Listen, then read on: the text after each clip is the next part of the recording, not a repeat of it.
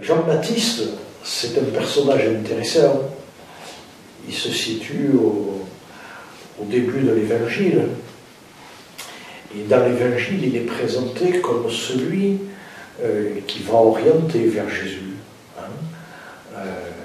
Il est celui que Jésus va rejoindre sur les bords du Jourdain, dont il va être disciple, sûrement. Et puis il est celui qui dira au milieu de vous se tient quelqu'un que vous ne connaissez pas, il est plus grand que moi, je ne suis pas digne de défaire la courroie de ses sandales. Voilà, Jean-Baptiste, on l'appelle le précurseur, celui qui désigne Jésus. Et en même temps, l'Évangile nous montre qu'il a été troublé par la manière d'être de Jésus, par la manière de vivre de Jésus. Si bien qu'un jour, du fond de la prison où l'avait mis Hérode, il envoie des disciples vers Jésus pour lui demander « Es-tu celui qui doit venir ou devons-nous en attendre un autre ?»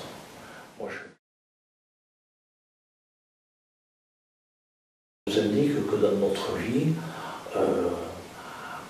on ne peut pas rencontrer Dieu si on cesse d'être le chercheur de Dieu.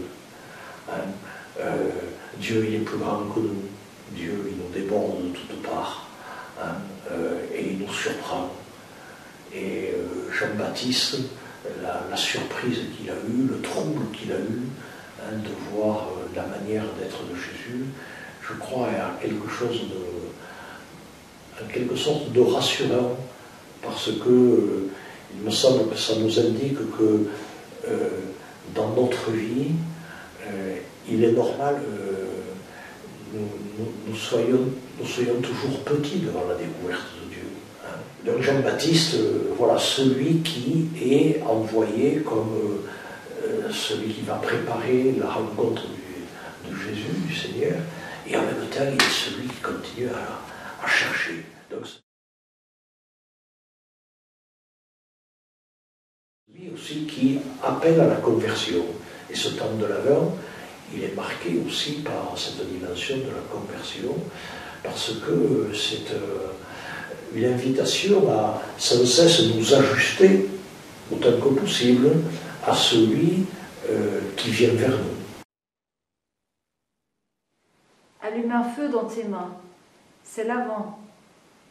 Ouvre-les à ceux qui n'ont rien. La tendresse est à bout de doigts.